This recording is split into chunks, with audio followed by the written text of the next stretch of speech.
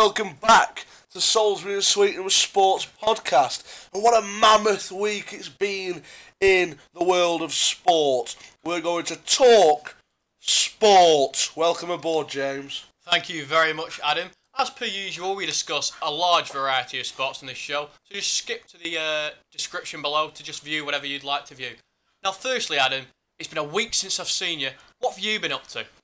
I've got to say I haven't been up to too much. Grafting, playing cricket, just stuff like that. So, go on. We've been working as cleaners for a very long time now.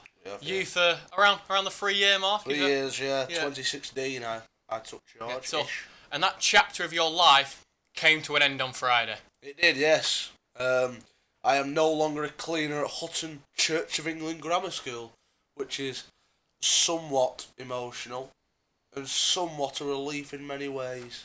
Yeah. It's been a long journey. How did your exit with the boss go? All right? Did he say anything to you? Any last words of wisdom? Absolutely fine. Can't say he said anything to me at all. So it's just you go your way, he'll go his. Pretty much. Right, fantastic. I've been doing a lot of radio-based stuff, which I'm going to talk about towards the end of the show as like a closing topic. Anyway, last week, we pitched to you a new spin-off show, a breakfast show for males in this country. It's a spin-off of Loose Women, and I'd like to introduce you to Loose Men.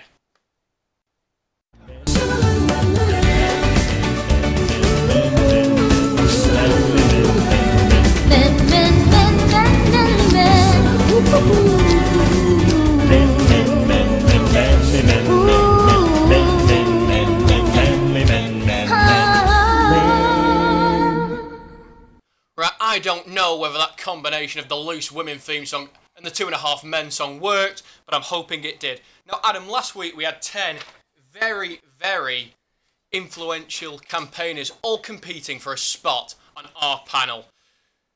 It's fantastic that so many people are willing to take part on our new show. It is. We really are a interactive sports podcast, and it's great that we have come up with this concept of a new television show. Now, firstly, last week I pitched you every single one of my ideas, and then we put it to a Twitter vote. So we got your opinion, and then the opinion of our viewers. Now, firstly, our first matchup was fighters. We wanted a fighter on the panel, and the two options were Tyson Fury and Michael Bisping. Now, you opted for Fury. Why was that again? Because he's extremely amusing, extremely controversial, so it makes for a very, very good person to be on. Well, your view was very similar to that of our audiences. Tyson Fury won the vote, 76% to 24%, and I'd just like the Furious one to tell us a bit why he's going to be perfect for our show. I'm tall, dark, handsome, cool, calm, collective, super sexy. Let's talk about talent, size, whatever you want to be. I'm the best fighter on the planet, including all weights, because there's not a man born from his mother can beat Tyson Fury. I don't care if he's 7 foot or 3 foot tall. Yep, that was what the Furious one had to say. Very controversial, very aggressive in his approach, and I think he'll have very strong views on some of the topics on our show. Now, the next category was Fabulous Men. We wanted somebody to provide a bit of spice and a bit of flavour to the show. You opted for Craig Revell-Horwood when I pitched to you Craig Revell-Horwood versus Gokwan. And once again, the audience agree with you. 62% of the vote went to Craig Revell-Horwood. Why do you think that was? I personally think that Craig Revell-Horwood is also quite controversial and strictly, so would carry that through to Loose Men. Yeah. He's got one sort of a more sort of toned down person who is always trying to do good for people and for fashion. Yeah, absolutely right. Gokwan quite reserved, but Craig really isn't afraid to say everything that he thinks. Here's a few clips of Craig's most controversial moments. Well, I don't want to be vile. I have to say it was all a little common. The L's. Lifeless, lackluster, laboured. D-U-L-L, dull. Disaster. It was really odd as they were being just thrown about the dance floor. You massively went wrong. The only good thing about that for me was the end. Category 3 was men who produce magic on stage. It was Noel Gallagher versus Stephen Mulhern, and you were very confident that Noel was going to win this one, weren't you? Well, it was, yeah, because he's extremely talented, controversial too, and great to have on the show. No, he did win, but the magician from Britain's Got More Talent certainly pushed him close. 54% of the vote went for Noel, 46% went for Stephen. Why do you think it was such a close one? I actually don't have a clue. You don't see what Stephen has to offer?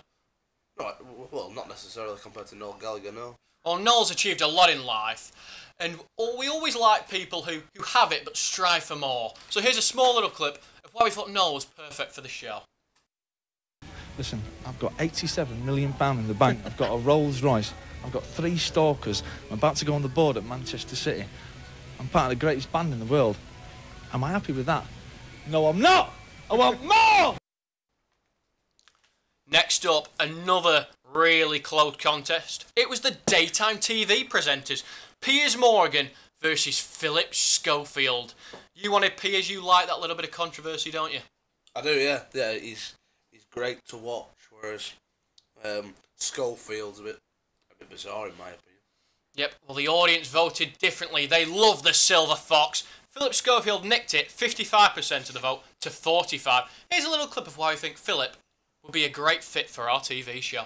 Have you got interests? Have you got things that you really love to get involved with? Sort of hobbies or stuff like that. What do you like? I like Doctor Who.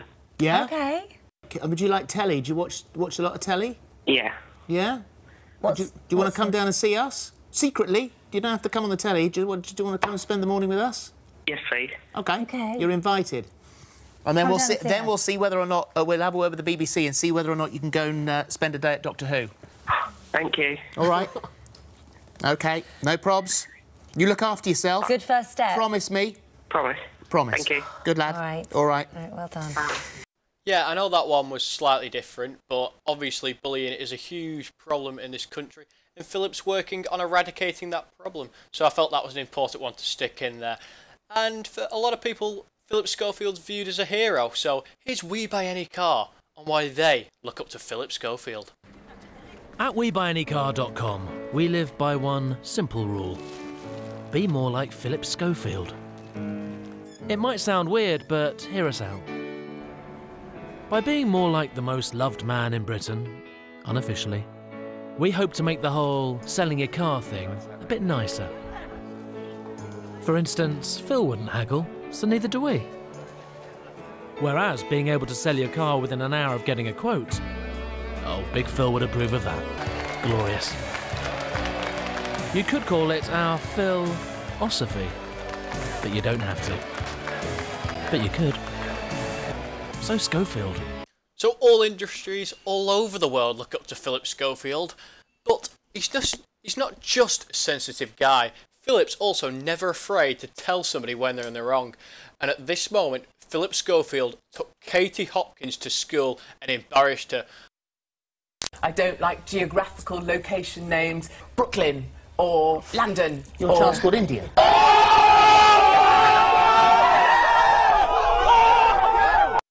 Now, our last category was documentary makers, and we picked the two very best in the business. Trevor McDonald versus Louis Theroux, and you were massively behind Trev on this one, weren't you? Well, I was, yeah, because I don't actually know much about Louis Theroux, so it was quite an easy pick. Plus, Trev is a huge cricket man like myself, and loves to create news and express news, so well done to him. Yeah, well, our audience certainly agree with you. They opted for Trevor McDonald by 61% of the vote. Now, people think Trevor's a really sort of gentle character, but he hates queues, and here's the feistier side of Trevor. If you turn up at an airport in Naples or something, and you're standing in line and waiting to go to the ticket counter, and somebody barges in from the right or left side, you think, oh my goodness, how wonderful it is that this doesn't happen back in London, you know, where people get in an orderly queue and they don't move. But I get very worried when people become obsessed with just the idea of standing in line. We love lines. And you go to the underground station and there are 3 lanes which are empty, and there's one where there are about 100 people, and everybody gets behind the line. And I just get out and I go for the one where there's nobody standing next to it, and I get my ticket and walk away. But it shouldn't really, but it infuriates me. Right, that was our panel. I think we've got a really good one together, haven't we, Adam? Absolutely. I'm sure it'll make ITV1 a prime time television. Yep. And when Tyson says something controversial, we're going to be bought by Channel 4. So anyway, that was Loose Men. Thank you for watching. Goodbye. Bye.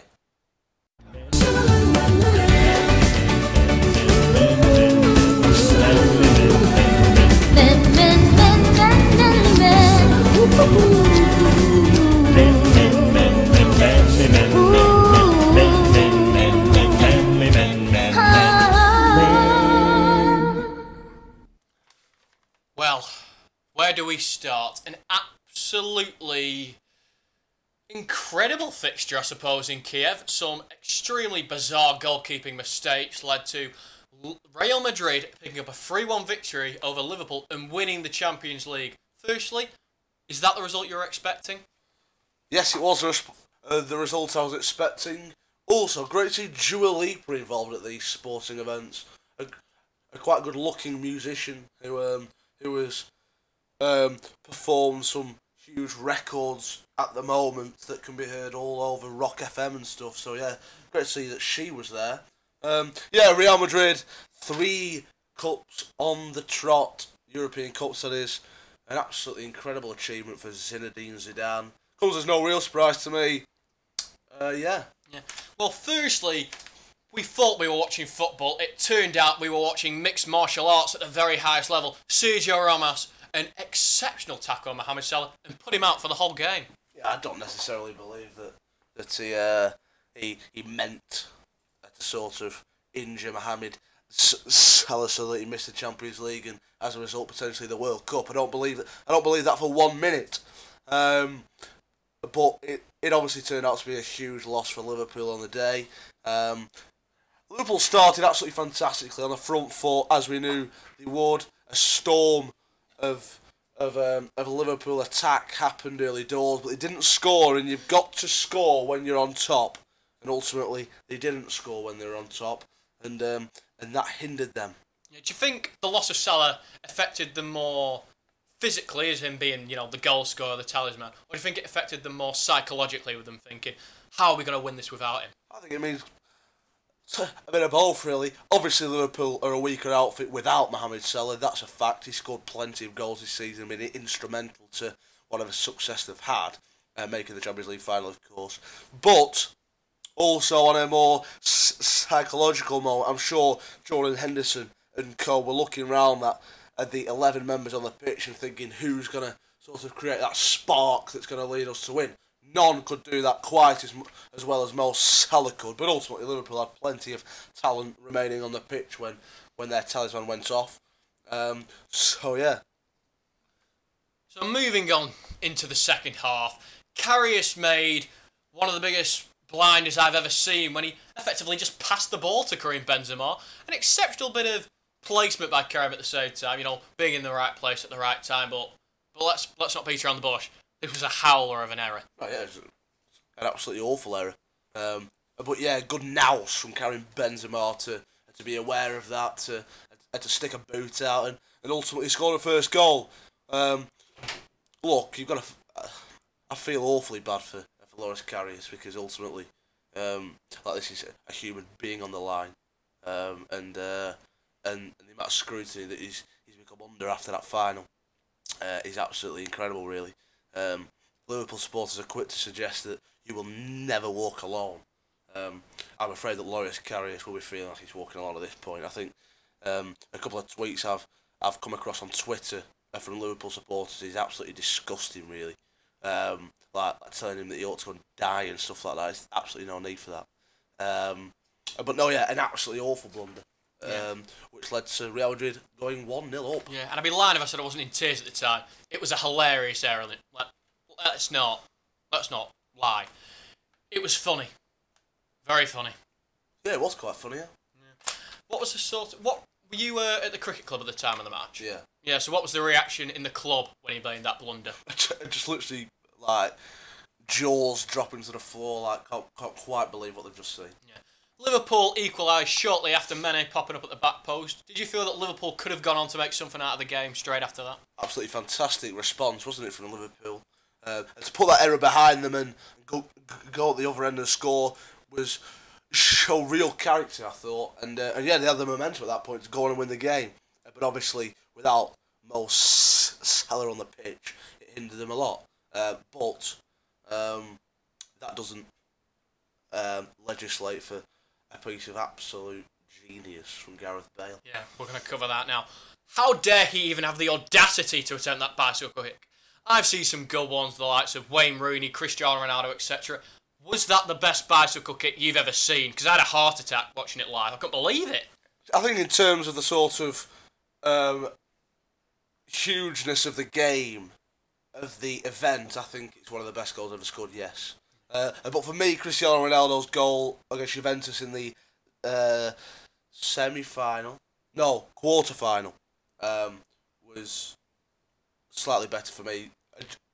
Just purely because he guided it and put it exactly where he wanted to.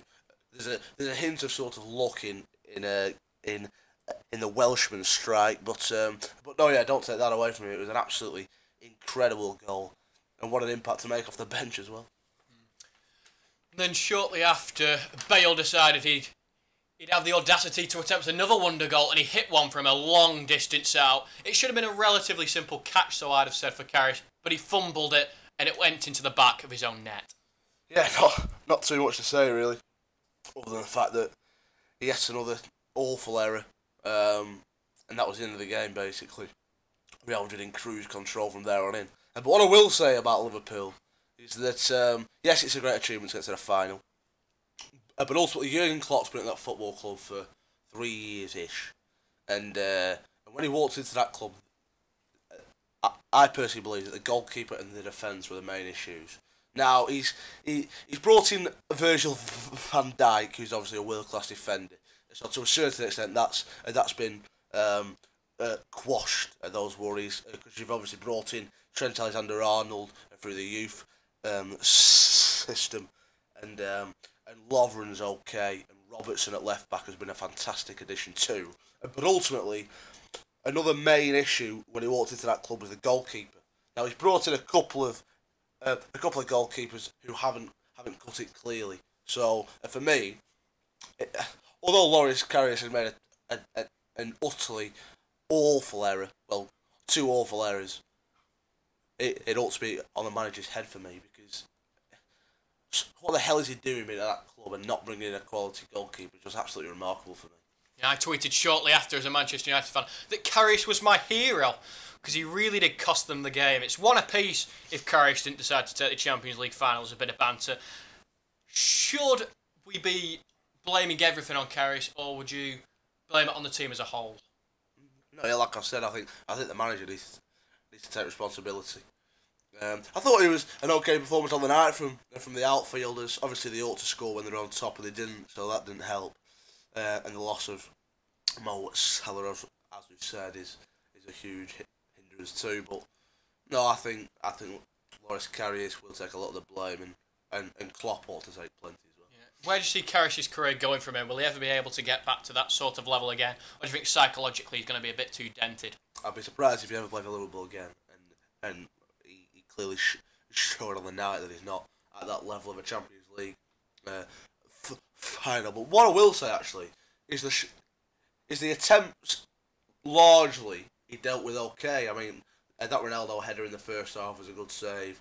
There are a couple of attempts that Real had that he smartly stopped, but he'll always be remembered for those two fatal errors as far as Liverpool are concerned. And shortly after that third goal, there was screams from the commentator, "There's an idiot on the field," and there sure was. A Scouse streaker made his way onto the field, and he probably would have made a better attempt at saving some of those shots than Karius himself. Well, yeah, most likely. I mean, Real Madrid were bearing down on goal at that point.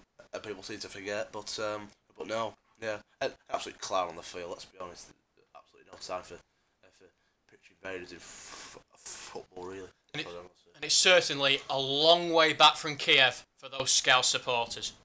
Well, yeah, but they can be proud of the team for making it there in the first place. And like they'll tell you, they'll be back next season, as they hope. Now, Gareth Bale, after the game, gave a somewhat controversial interview. He says he's not happy with the time on the pitch he's getting at Real Madrid. Is this sort of a thing to build towards getting a better contract, or do you think he's genuinely considering playing in the Premier League once again? No, I don't think he'll be at Real Madrid next season. I honestly don't, because he's not been given the game time at Real Madrid that a class act like him needs, really. So I won't be surprised to see him join the Premier League again. Also, won't be surprised to see him join other large clubs around Europe. So yeah, I would be surprised if he was at Real next season. But that brace he scored the other night won't help his game time at Real, that's for sure. Yeah. So we've come to the end of another Champions League season. Do you believe that Real next year can make it 4 in a row? I don't see why not. I honestly don't believe that the standard around Europe is overly brilliant. So I don't see why not. Right, okay then. So, going down to sort of a slightly lower standard, it's in your league. It was the Championship playoff, and Fulham defeated Villa, and they're going to be back at the top table of English football. Yeah, hard to argue, really. They have been the third best team in the league, and they were the third team to get promoted. So, well done to the Cottagers. Obviously, I'm absolutely gutted because it's a great place to go, Craven Cottage. I love that away day. But Aston Villa's not too bad either. A great ground to go to. So it wasn't a brilliant game in terms of teams that I wanted to be in it. But Fulham won the richest game in the sport. So well done to them. Yeah. And how do you see their season going next year at that top table? I think they'll be absolutely fine. I think they'll be mid-table. They're a very, very good side. Now, a game that's going on as we speak, another playoff final. Coventry are leading Shrewsbury 3-0. Yeah, Coventry are promoted, you imagine now, so that's great for that place. But yeah, they're a bit hypocritical, our Coventry, aren't they? Their supporters, they want their owners, the Susos, out and out now. But with one sniff of Wembley, they're absolutely mad keen to go. So yeah, they're a bit hypocritical, Coventry supporters. But whatever. A club that's far too big for League Two and probably a bit too big for League One as well. So hopefully they can progress up the Football League again. Now we're going to carry on with the theme of Scouse sport. Something else? Yeah, Rotherham Shrewsbury, of course. Oh, sorry, go on. In the League One playoff. Shrewsbury defeated by Rotherham after extra time. Rotherham the more experienced in the playoffs. And that makes it 3 out of 3 sides who came down from the Championship last season are now up out of League One and into the Championship this season. So that's a great result for Rotherham. Yet again, not brilliant for me though, because of course I would much rather go to Shrewsbury. I don't like Rotherham. I think it's a bit of a hellhole. But Northend tend to do okay there. So and David Cole has a lovely gym there. Yes, he does. And his child watched Northend absolutely run riot at the New York Stadium last time. Yeah, what did Dave Coble tweet shortly after that game? He tweeted something. Northend were chanting something like "You're fucking shit," and his lad asked him what they were singing. So how did Dave cover that one up? Well, I honestly don't know. I think he used those sorts of the monkey emojis where the hands go over the eyes. Oh, so, yeah. Yes, and going into League Two, Coventry promoted after defeating Exeter by plenty. So well done to Coventry. However, their supporters are extremely hypocritical, in my opinion. They believe that they want their owners out. They're ruining their football club. The Susos have to go, but one sniff of a day out at Wembley, and they're absolutely mad keen to go. So quite hypocritical. But they are a big club. Too big for League Two, absolutely. Probably a bit too big for League One too. So good luck with them making a surge up the Football League again. Well, as we earlier said, the Scousers lost the Champions League final, and continuing that famous Scouse sport, the Octagon arrived in Liverpool for the very first time. And we've said before, it's fantastic to see events on these shores, isn't it? Absolutely brilliant. I know I turn up to my mate's house on Sunday evening to find them watching the UFC, so that's good in terms of growth of the sport. Yeah, bringing in casual fans, getting them to watch. Absolutely fantastic. Now, firstly, humongous shame. We say regularly that fighters missing weight is an absolutely horrific thing. It gives them an unfair advantage. And both hometown heroes missed weight on the night. Firstly, Molly McCann getting her very first shot in the UFC. She missed weight. Very unprofessional. Absolutely. It's absolutely unforgivable. I mean, you're bringing a card to Liverpool, the whole town. Everyone's mad keen to watch you. And then you go and do that. It's completely unforgivable. No. I know the UFC couldn't take them off the card, but as far as I'm concerned, they should just be whizzed off the card. Secondly, the man who was headlining the card, Darren Till, missed weight by 4 pounds, which is a massive, massive miss. It's not even close to the weight limit. Now, it's a difficult one with him, slightly less difficult than the Molly McCann one. Darren had some extreme family issues on the night before. His wife, who's currently pregnant, was having problems in hospital. Do we reserve judgment this time around? I'm on the side of potentially yes, because we don't know what those complications could have been. So ultimately, do you lose £5 in a night? I'm not overly sure about that. So it was probably overweight before the family issues took place. So I'd be less sort of understanding as far as that's concerned. Obviously, it's not nice to see someone go through issues in the family, but ultimately, huge card in the complexion of his life. He should not be missing weight. Okay, fair enough to have the professional view. I can't say that it's a view that other people don't have. Now, firstly, to make up for this, Darren had to give 30% of his purse to Wonderboy, and also he couldn't come in over £188. Is that enough for you, or should more be done? I think more ought to be done, really. But it's obviously a start to lose a huge amount of money. But I feel awful for Wonderboy. I mean, he has to turn up against a bloke who's missed weight, obviously get defeated, which is quite controversial in itself. Yeah, we're going to get onto that. And then like have to be sort of gracious in defeat, while his opponent runs around like a maniac, claiming that he's incredible. It's just extremely bizarre. Yeah, and getting on to how big an advantage it gives people. So far, when a fighter has missed weight in the UFC, the fight has gone ahead 8 times so far. Do you want me to tell you the record of fighters who've won having been from that position is? Go on.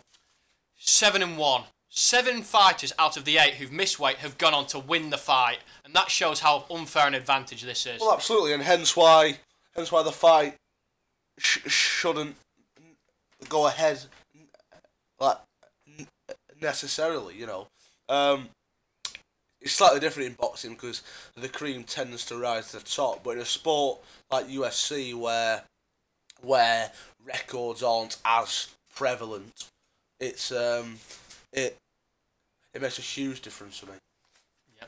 Now, the atmosphere was absolutely fantastic come the night. Darren Till entered to Sweet Caroline, which was surprising, going away from his usual song, which is In the Air Tonight. We discussed how much we love that drum solo and how much we loved the Gorilla and the Galaxy adverts. But anyway, he came into Sweet Caroline. The place was absolutely bouncing, and we discussed last week with Selby Warrington just how big an atmosphere can play in the result of a fight. Do you think this atmosphere would have helped Darren on the night? Well, of course it would. I mean, he's in front of friends, family, and staunch supporters. So yeah, it makes an absolutely massive difference. At least Liverpool won something over the weekend. Controversially, but yeah. So in a first round, Thompson came out, does what he usually does, stands on that back foot and just looks to just hit you when he can, counter punch, drag you out into a longer fight. Thompson I think he was 57-0 as a kickboxer, and knows distance so well. It's really difficult to hit him. He slides in, he slides out, and he's just horrible and awkward for people to get to him. Darren Till, somebody who walks forward aggressively, tries to pin people down and lay out shots, but he couldn't do that because Wonderboy was just being out of distance, and I personally thought that Wonderboy took the first round. And that, unfortunately, was the only round that one of the judges gave him, which was extremely controversial in my opinion. So anyway, moving on to the second round, I thought Darren Till nicked it. I thought he was slightly more aggressive, and he was landing a couple of shots on Wonderboy, which I thought evened it up after 2. Round 3, Wonderboy once again, defence incredible. Darren looked like he was slowing a little bit. Wonderboy once again maintaining that distance, moving, slipping, landing right hands at will. He was beginning to land the bigger shots on Darren. At one point, Darren received a big right hand and mouthed the words, "good shot." You could tell he was hurt, and Thompson appeared to be in the ascendancy. Going into the 4th round, Thompson did it again. On the back foot, pickpocketing, moving forward when he had good opportunities. Not wasting shots, always hitting Darren, not taking too many risks, and once again taking the round for all observers. Round 5, slightly different flavour. Darren Till landed the big left hand. The big left hand that we know can put anybody out in that division. And Thompson dropped to the floor. Darren Till swarmed him, nearly got him out of there, but it wasn't to be. Thompson once again got up, landed a takedown, which wasn't to be expected from Wonderboy, who's really got that kickboxing style. Doesn't really tend to grapple, but obviously he felt he needed it if he was going to win the round. And then the fight finished. The sort of gist on social media was that Wonderboy had won the fight. I think everybody had it that way. I personally had it 3-2 to Wonderboy. Some people had it 4-1, but in general it was in and around that area. So it was extremely controversial when Darren Till picked up the victory on the scorecards, one of which gave him the rounds by 4-1, which is corrupt to say the least. And in boxing, so often we have cases of bad judging, and it's disgusting. This is something that can't come into UFC. It doesn't normally happen in UFC. Normally, really, but it is, of course, extremely prominent in boxing.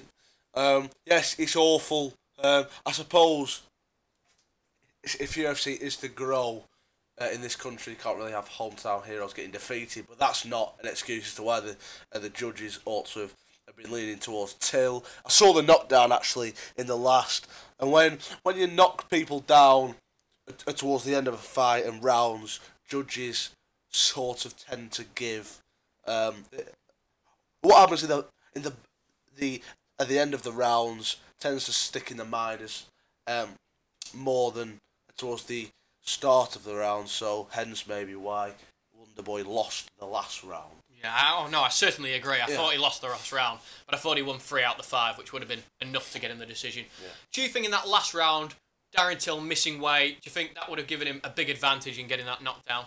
Well, it obviously helped because you could argue he had more energy and more power in the last round. So yeah, of course it was a big help.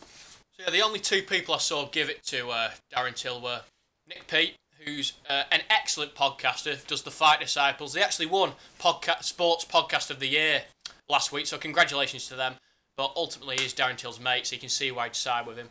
And the other person I saw give it to Till was Tony Bellew, who of course is also a scouser. A complete clown. So other than that, everybody gave it Thompson. The outcry on social media was bad to say the least. I think everybody thought Thompson had done enough.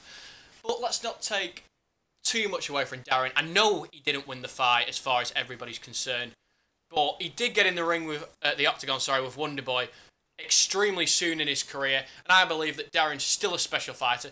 Yes, it might have been a little early, but I still believe that he's got all the credentials to possibly become a UFC World Champion moving forward. So anyway, we had not only the UFC this weekend, we also had the Bellator, and I'm going to discuss 3 fights on that card. Firstly, your little hero, Aaron Chalmers. He's won again. He did it again. He just keeps winning and winning and winning. What an incredible fighter. Yeah, so Aaron Chalmers, the Geordie Shore star, the man who Adam says has felt a great deal of sympathy for in his struggles to grind down Marnie Simpson. Unsuccessful there, but he has been successful in an octagon so far. He faced a little bit of adversity. Ash Griffiths took him down with relative ease, held him down for a while, also landed a big knee, but then Aaron Chalmers punched him square in the face. And he carries power, does the man from Newcastle. Yeah, absolutely, yeah. I saw the stoppage, actually. I'm going to get on to that. Right. Yeah. Sorry, go on. Say what you're going to say. But... No, yeah, well, I don't believe that he was unconscious, the person who was supposedly unconscious. No, neither do I. You don't fall like that. Yeah, I know. So anyway, Aaron won the fight. He got Ash Griffiths in a guillotine after dropping him off the big right hand that he landed. And Adams just touched there that it was a bit of a controversial ending. It didn't look natural. Firstly, I've spoke to my brother's a jiu-jitsu black belt, and he said as well that it looks very fishy, because that's just not what you do when you're in a guillotine choke. When you're getting choked, there's a great deal of panic, and you're losing your oxygen to your brain, and you're beginning to go fuzzy. Your instinct is to fight those hands, to get those hands off your neck to try and remain conscious. And Ash Griffiths just didn't seem to do that. Very bizarre. Firstly, I can't imagine you do that if you were in a choke. I wouldn't do it. It's just a natural instinct to get hands off your neck once you're in a choke. And then his arms when you go unconscious, you just sort of flop to the floor. His arms sort of just dropped. It didn't look natural. And then he fell, and it was a controlled fall, to say the least, wasn't it?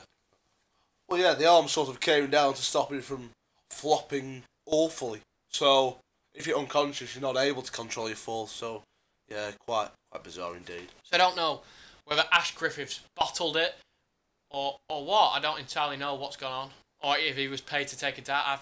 I honestly have no idea, but it certainly wasn't a natural finish to the fight. As to where Aaron goes from here, I suppose Bellator are going to protect him as long as possible. And if you're making them that much money, you know, he definitely deserves a spot on that main card because he's ultimately putting bums in seats. People are going to watch him. He's a star. And as you said earlier on, you went around to your mate's house and he had the UFC on. So people like Aaron are dragging in that casual audience, and it's extremely important for the sport. So I'd like to see Aaron on as many of these cards as possible to try and get people watching. But I'd like to see him take a small step up, to say the least. Anyway, then we had MVP Michael Venom Page taking on Dave Rickles. He schooled him relatively comfortably. Dave Rickles quit simply because he was cut and I think slightly frustrated. Not acceptable for me when you're in the fighting industry. You should fight till you can't fight no more. But he made that decision and I don't want to see Dave Rickles fight on these shows ever again. Anyway, moving on to the main event. We discussed in great depth last week the difference in standard between UFC and Bellator. Gegard Mousasi in around third best in the world of the UFC.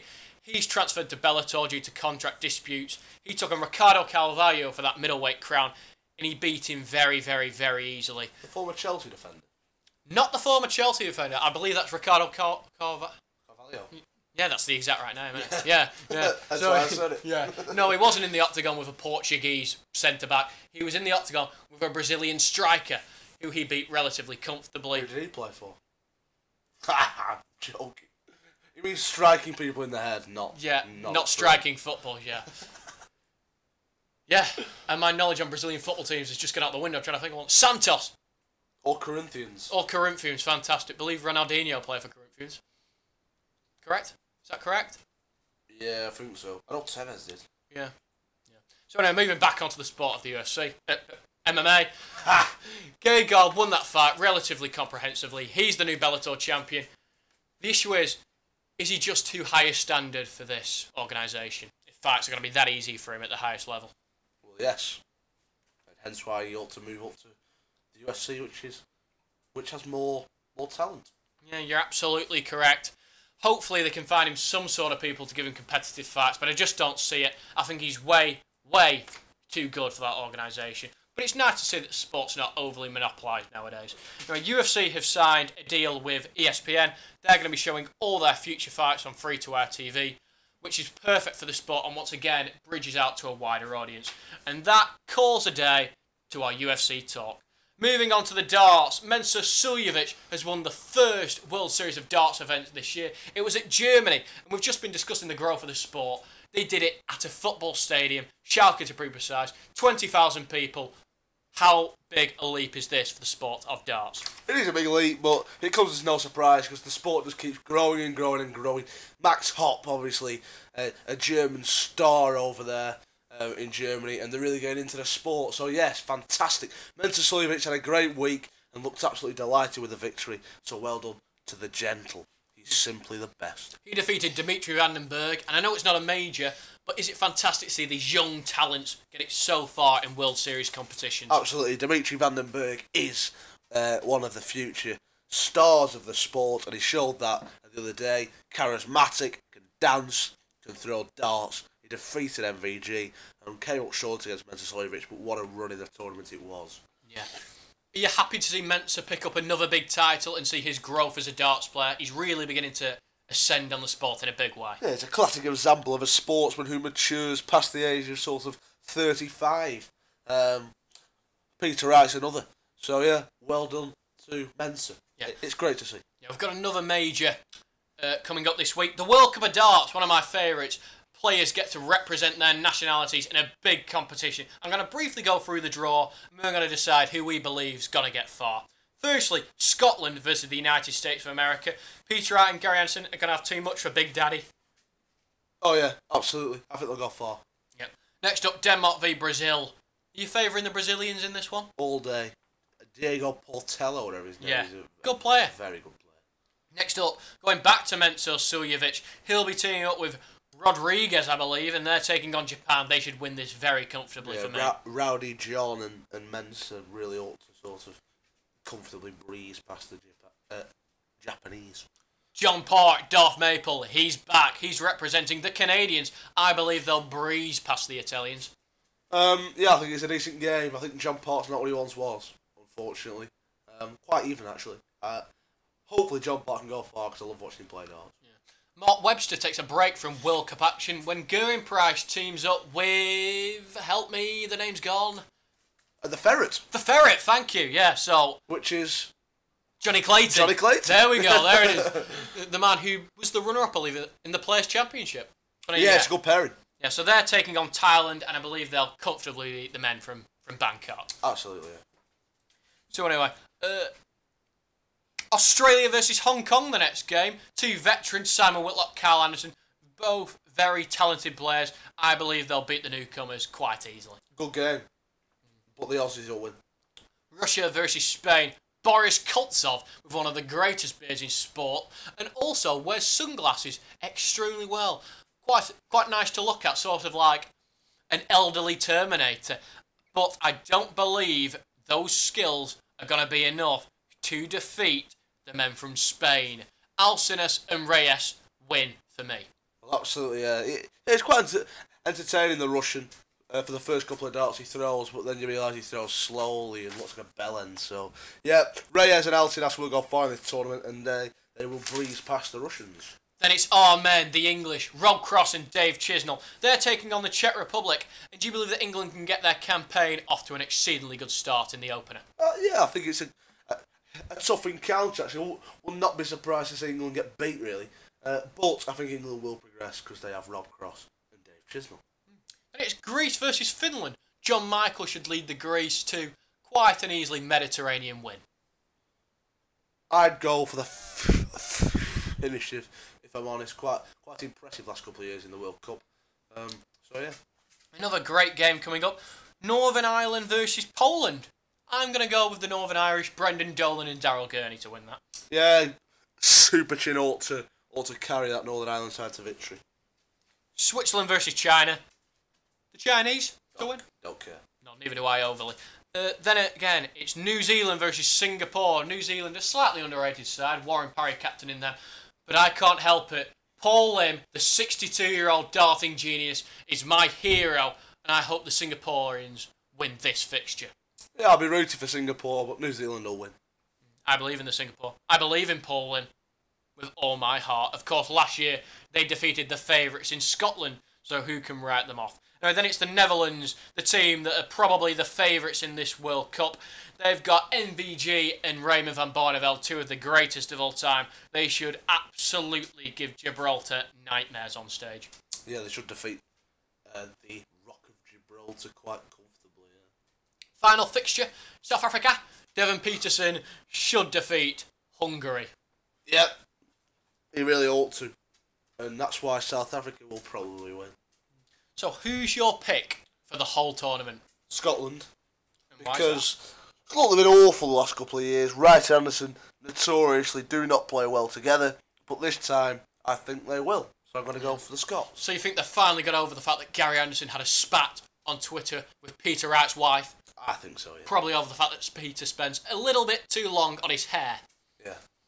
Anyway, moving on to nothing. That is the end of the darts. That's the end of our schedule. So, sport number 4, it's cricket. Test cricket is back. England versus Pakistan. Yeah, the first test of the summer, eagerly anticipated at Lord's, and England were absolutely battered. It was awful. Toss on the first morning, Joe Root, Alexa have a bat, Cook, Alistair Cook, the legend that is England's top run scorer, got 70, but nobody else contributed. England 184 all out. Not a good start, but may I add, still the favourites to go on and win the game, quite bizarrely. Anyway, Pakistan 363 for 9 in reply. Obviously, Babar Azam broke his wrist, so couldn't take any further part in the game. But they had plenty. England 2-4-2 in reply because Jos Buttler and Dom... I have a stutter, by the way. Dom Bess and the 19-year-old spinner came in and they put on runs and got England to 2-4-2. Pakistan 66 for 1 in reply. Absolutely murdered England on this occasion. And for me, that comes down to selection. First of all, Mark Wood is abysmal. He is not a Test cricketer. He bowls utter filth. England can be... Pakistan can be 20 for none after 10 after a decent spell from Browne and Anderson to open up. And then Mark Wood will come on round the wicket and start absolutely charging in. Start just bowling bounces, which the batters love. So yeah, Mark Wood has to go. Chris Woakes averages mid-20s in this country with the ball and can bat a bit as well. So Chris Woakes ought to be playing. Abroad is a different matter, but Chris Woakes in English conditions is far, far better than Mark Wood. Also, Jos Buttler. I know he got runs in the second innings of the Test match, but ultimately he is inept at Test level. His technique will always come under scrutiny because he's not a good player against the red ball. Against the white ball, incredible player, fantastic to watch. Red ball, completely different kettle of fish. Therefore, needs to be omitted from the side immediately. Mark Stoneman's been dropped for the next Test, averaging about 15 in the Championship this year. And Keaton Jennings, obviously in good form for Lancashire, has replaced him. Personally, this is a bad move as far as I'm concerned. Keaton Jennings, a walking wicket previously at Test level. However, Mark Stoneman's not performed, but I'd have given Mark Stoneman one more Test match. Because ultimately, why would you select him for this match if you weren't going to stick by your man? Especially when Ed Smith, the new selector, has come out publicly and said Mark Stoneman will be given a chance by him. Obviously not. He's been whizzed. In comes Keaton Jennings. So I wish Keaton Jennings all the best, but I just hope that it's a good move and not a bad one. That's cricket. Let's move on to Headingley. Also, I'll tell you what, I can't stand two-match Test series. What is the point in them? Absolute joke. If you lose the first Test, you can't go on and win the series. Therefore, it's relatively irrelevant as far as I'm concerned. And Test cricket is never, ever irrelevant. So, at the bare minimum, it should be a 3-Test series.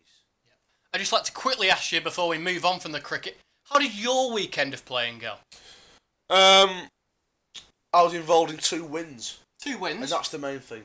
Congratulations to Penwitham. Thank you. I got a second ball duck on Saturday. I was cleaned up, basically. Yeah, I knew there was going to be some sort of controversy when you said it's only the win that matters. Yeah, and on Sunday, I captained the Sunday 11 to victory. Not that I contributed overly, got 23 with the bat, but a scintillating knock of 131 from one of the young up-and-coming stars at the club saw us home quite nicely. And there is some stars at Penwitham, so if you're listening, come down to Penwitham and watch young cricketers. The future of the country. Absolutely, yeah. Anyway, final sport, and we're going over to Japan. Last week, you said that Jamie McDonnell could equal Gary Lineker for one of the biggest sporting accomplishments on Japanese soil. It wasn't to be. Inoue blasted through him, and he's a little bit special, isn't he? He is. And for me, it'll be extremely hard to stop in the World Boxing Super Series.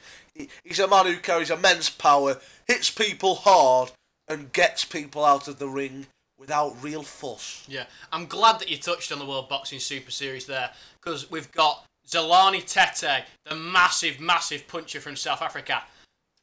Brian Burnett, the slick skillster under Adam Booth, our UK representative. Emmanuel Rodriguez, the slicky Puerto Rican who dismantled Paul Butler on British soil just a month ago. And now Inoue. Pick any one of those 4 names out of a hat, and you've got a fantastic matchup, haven't you? Absolutely. I'm extremely excited. I think it will be the best Super Series as of yet, and we've seen 2 extremely good ones. So hopefully it will live up to expectations, which I have no doubt it will. Yeah. And if you were a bantamweight, do you think it's going to be hard for them to get people in this tournament? Because I can't imagine that any of the bantamweights will be overly keen to get into the ring with any one of these 4 men. Well, no, absolutely not. They will have their work cut out, absolutely. And I'd have my work cut out trying to make weight at bantamweight. Yeah, it'd be a tough cut for you. I believe it'd be about 8 stone in and around. Yeah, but I believe I have the mental capacity to make it. I think you'd die before you made bantamweight, I've got to be honest. Okay. So anyway, Jamie McDonnell, unfortunately, Inoue blasted through him. We all wanted to see Jamie do the job, but it was always going to be a humongous ash. Inoue, now a freeweight world champion in just 15 fights. Absolutely sensational. Is Jamie McDonnell weight drained? should he go up? Because he didn't look great on the scales. Yeah, he had a 10-year unbeaten run. He didn't lose for 10 years, for fuck's sake. Anyway, yeah, didn't lose for 10 years. So, a great champion, Jamie McDonnell. Yes, he needs to go up. He quite simply cannot make the weight there anymore. He's drained himself to death. If he went up, who knows, could well be highly successful. But let's be honest, he's an absolute huge person at that weight. Yeah, he's massive. He's tall. 5'10", and I think he's about 5'3". Yeah, but Inoue didn't struggle in terms of knocking him out. No, he battered him. Yeah. But ultimately, I'd urge McDonnell to carry on because he's a very talented man. Yeah, and we have to give McDonnell the credit for going out to Japan in the first place. Not many people would have had the bottle to have travelled to fight Inoue, or even get in the ring at all with him. Especially before the World Boxing Super Series. Yeah. So, yeah, well done to him. And going back to that, we've got 4 unbelievable names. Does Inoue go in the favourite now? I think he wins it, yeah. I think he wins it. You don't, but... I believe he does. Oh, do you? I think he's the favourite going in. I think him and then Tete. Do you think he'll win? I think there's a very good chance he'll win. If I had to put money on it now, I'd go Inoue, then Tete, then Burnett, then Rodriguez. But they're 4 very good fighters, and any of them could win it. I think Inoue will knock them all out. He is. He's a monster. There's no doubt in that. We know he's a very, very talented man. And moving on to another quite talented man, Kal Yafai took over America at the weekend. He stopped David Carmona in, I believe, 7 rounds. And he's also the only man to take Inoue the distance. So, congratulations to Kal, and it's good to see him making waves in the States. Absolutely. I think we were discussing the other day that he's 100% in the top 5 most talented world champions from these shores at the moment. He just keeps on going and going. So well done to Kal Yafai. Yeah. His next fight most likely to be Herwin Anhajas, who is the IBF champion at that weight division. A very good fighter. You might remember him on British soil when he defeated Jamie Conlan quite comfortably in a world title fight. I believe that that's an extremely good fight, and it's an extremely good division. Another rumoured opponent, one of my heroes, Roman Chocolatito Gonzalez, the man from Nicaragua, Managua to be precise. He was one of the pound-for-pound superstars, but he's slightly on the slide now. A little small for that weight division. I think Her's trying to drag him over to the UK for a big payday. And we want to see these little lads in big fights, don't we? Yeah, we do. They tend to bring speed, power, and extreme excitement. So yeah, I'm all for it. Would you be all for Chocolatito to come over? Or not? I think I'd love to see Roman Gonzalez in the flesh. He's a hero of mine. And I would travel to Birmingham if he was to fight Kal Yafai there. It's a hellhole. But personally, I'd quite like to wrap Roman Gonzalez in a ball of fur, put him in some bubble wrap, and just sort of cradle him like a baby. Because he's a 5-foot Nicaraguan who I don't want to see get hurt again. Because I love him like a son when I'm watching him fight. Right. Okay. I'm sort of I'd cradle him similar to how I'm cradling my dog right now, who's jumped up at me and is currently on my lap and has interrupted our podcast. Yeah, quite bizarre. With an injured paw. Yeah, an injured paw. She was running around in the garden the other day and sort of managed to cut her claw in half. So quite a bad injury. We had to take her to the vet. And I care about this dog more than I care about myself. So of course, military operation, we get her there. Had to have an operation. And she's all fine now. I think they had to cut a claw off though.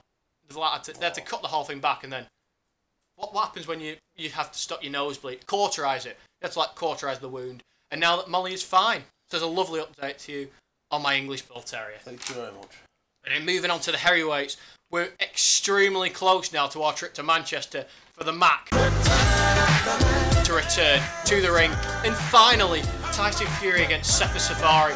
We're not far off now. Are you beginning to get excited? I am excited. Can't wait to see the Mac return. I'm looking forward to the undercard too, some good fighters on there. Yes, let's see a good performance from Tyson Fury.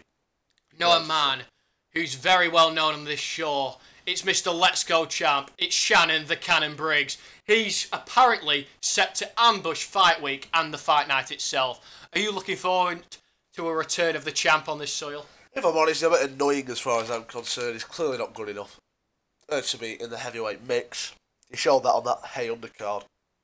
But I suppose he brings in sort of the casual to tune in and watch maybe, so it's okay. Do you think he'll be able to wind up the Furious one at press conferences when he turns up, or do you think Fury's a bit too good a trash talker for that and will give Shannon Briggs just as good as he gets, if not better? Yeah, I don't think Shannon Briggs will be able to enter the mind of Tyson Fury, that's for sure. And if Shannon does turn up on this fight week, we've seen rumours on social media that maybe they're planning a fight for September. It's not official, but take it as gospel. We have our sources. Do you believe that Shannon is the right fight for Tyson Fury, potentially in September? And could it be the best trash talk of all time if it takes place? It'll be a decent build-up, but it'll be a bit of an anti-climax, so the fight will be one-way traffic. Briggs is old, slow. Fury, in his pomp, was quick and awkward. So I don't see Briggs at all trouble in the Furious one, really. So, is it the right fight? It brings money. Entertaining sort of build-up. I suppose it's an okay fight. Yeah. Anyway, moving on to another heavyweight who's had an outburst, I suppose, this morning on social media. Lucas Big Daddy Browne posted a video onto his social media contacting Tyson Fury and Dave Allen. He was saying that as they're training at Hatton's gym in Manchester, could they please get a hold of Ricky Hatton because he's not replying to his emails. I love Ricky Hatton, hero of mine, but as a promoter, he should probably be replying to Lucas, shouldn't he? Well, absolutely. It's absolutely disgusting, really, that he's not, actually. I'm a big supporter of the Hitman, but he should absolutely be sticking by his man, however sort of embarrassing it was at the O2. Yeah, Lucas, of course, coming off that big loss. But on social media, he appears to be training a little bit more seriously now. I'd like to see him again. I want him to show that he wasn't the man who got into the O2 Arena that night. But it's going to be difficult if he can't even get a hold of his promoter. Anyway, that's the end of our sporting topics this week. I'm going to briefly fill you in and the audience in on what I've been up to this week. So basically, this year been a bit of a loose one. Not entirely sure where to take my sort of life, really. You've been working hard at sports journalism at UCLan University, and I think you're getting a lot out of that. It's always been a passion you've had to cover sports journalism, and really it's why we started this podcast, isn't it, really?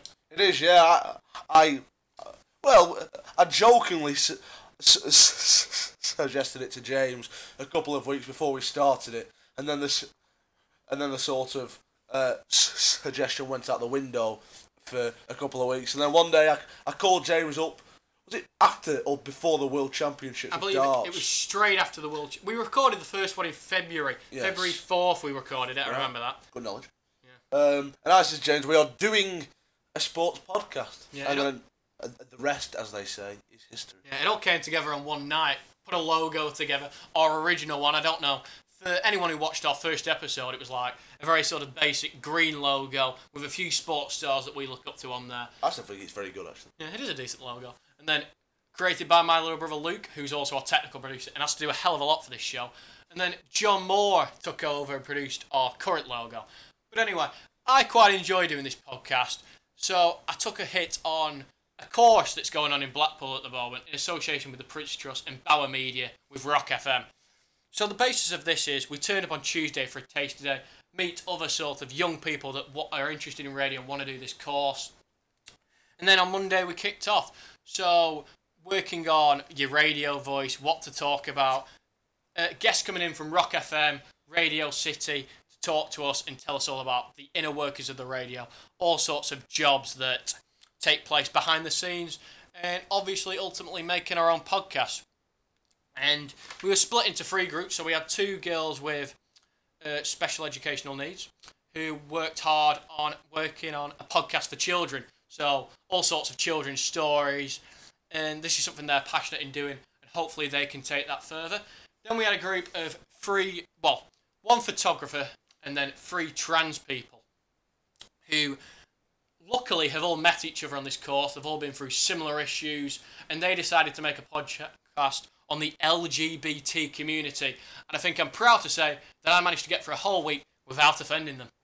And every credit to you. Yeah, because I put my foot in it every now and again. Yeah, it's a tough task, because ultimately they do tend to be offended by a lot. But, yeah, well done, James, and well done to them. I'd like to give that particular podcast a whirl. I think it'd be quite entertaining. Yeah, I can certainly find it for you. It's on social media. Yeah, put it on the Sports Podcast Twitter page. So anyway, interesting one. You know, obviously there was two people. One who was transitioning from female into male. One transitioning from male into female. And then the third one was gender fluid. So basically what this means is that that person picks and chooses what gender he is at any time. So one day in class, I didn't know this. So one day in class, he came in and everybody seemed to be calling him Kiva. The lad's name's Kevin, but everyone's calling him Kiva. I'm slightly confused by this, but I'm rolling with it. Then I noticed he's got some sort of plastic breasts in and he's got a short skirt on. And I initially thought that this was sort of, you know, a stand up for your rights type thing, him helping out his transgender friends. But actually turns out that when every now and again he decides to identify as Kiva. So anyway, the girl who I discussed last week who was on Jeremy Kyle, I had to have a meeting with her family. Bit of a strange one, ended up walking around Blackpool with the most notorious family in Jeremy Kyle history. Couldn't avoid that one, tried to play it off, but I ended up meeting them. And it was a relatively alright experience. Nice girl. So anyway, she comes in and she doesn't realise this Kevin Kiva thing's going on. So it comes to lunchtime and she says, Kevin, your dinner's ready. And what you can't do when somebody's floating through the genders, you cannot call Kiva Kevin when she's identifying as Kiva. Right. So quite a tough case to go around, really. What about Kev? I suppose it's short for both, isn't it? Yeah, I suppose. Or K, or Special K. Well, not Special K. Offence. Yeah. Yeah. Key, Kev, or Key. Key's not bad. Yeah, I know, but you wouldn't necessarily call it Kevin Key, would you? So anyway, going back, giving you a bit of backstory to this fella. Not fella, female, Kiva. Well, we're going to call him Kevin for now. So he is currently engaged, 25 years old. He actually travelled from Ireland to Blackpool. He's an Irish lad, travelled from Irish to Blackpool to be with his fiancée, which is incredibly impressive in this day and age to maintain a relationship for that long a period of time when you're so young, really. Is he engaged to a man or a female? Engaged to a female. So my question to you is, if he decided he was Kiva for a day, could he just turn up to the wedding in a dress? I don't know how that works. Or does he have to be Kevin for the day? Yes, but I'd be surprised if he turned up as Kiva. Yeah, I think it'd be Kevin on the day. Yeah, I'd imagine so. But I'm not entirely. I don't know if this is something he just believes comes over him or something he picks and chooses with.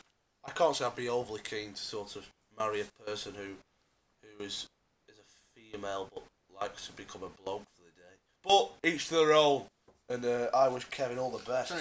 Or Kiva. Yeah, so they created the LGBT podcast. The three of them have found each other. It's fantastic. They're going to carry on in the podcasting industry. Well done to them. And I think for the three of them, they've always struggled to talk about their issues. And now they've come together. They're good pals. And they can finally be themselves. So fantastic for them, really. Absolutely fantastic. And there was another girl in that group who, in hindsight, probably would have been better suited to our group. Yeah.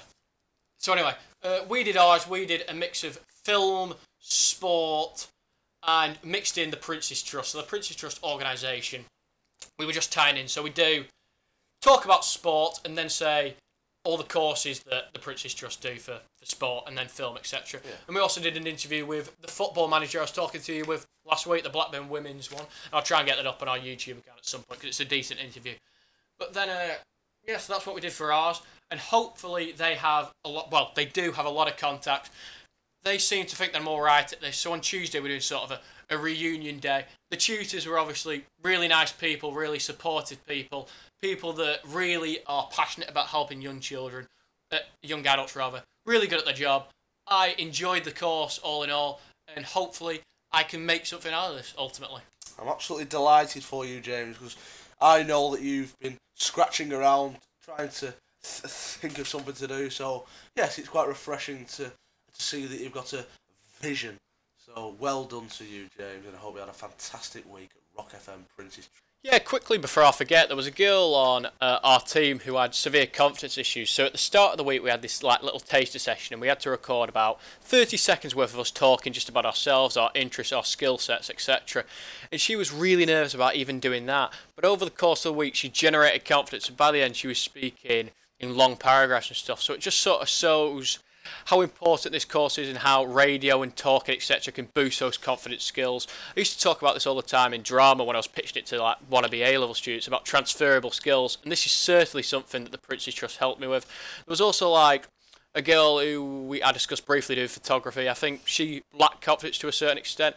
I said that maybe she would have been more suited to our group because she would have been able to speak about more things. There could have been more from her, but overall I feel like she hopefully boosted her confidence as well.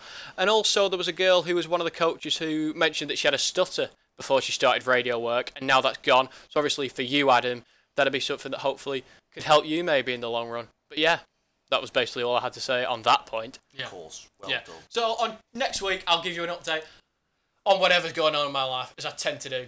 Probably in too much detail on this podcast. Every week. Yeah, every single week. So anyway, thank you for listening. To play us out, it's simply the best to celebrate Mensa Suljović's win in Germany. Thank you all. Goodbye. Well done, Mensa.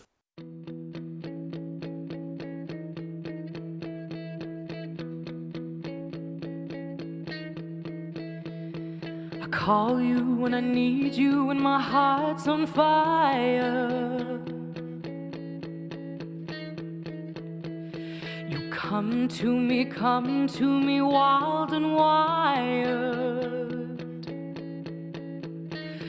Ooh, you come to me, give me everything I need. You give me a lifetime of promises and a world of dreams. You speak a language of love like you know what it means. Ooh, it can't be wrong. Take my heart and make it strong. You're simply the best, better than all the rest, better than anyone I've ever met. I'm stuck on your heart, hang on every word you say. Ooh, tear us apart. Baby, I would rather be dead. In your heart I see the start of every night and every day. In your eyes I get lost, I get washed away. Just as long as I'm here in your arms, I could be in no better place. You're simply the best,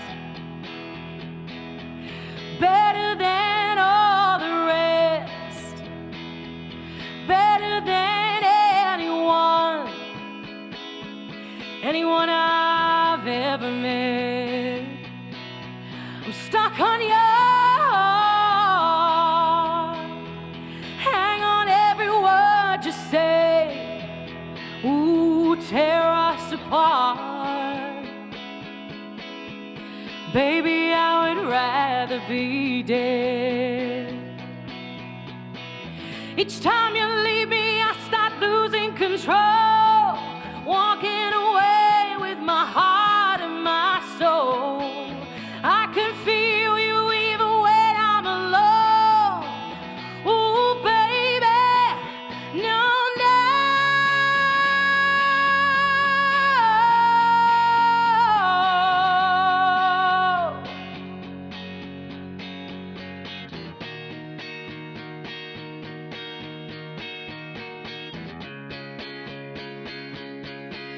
ooh, you're the best, better than all the rest, better than anyone I've ever met. I'm stuck on your heart, hang on every word you say. Ooh, tear us apart. Baby, I would rather be dead.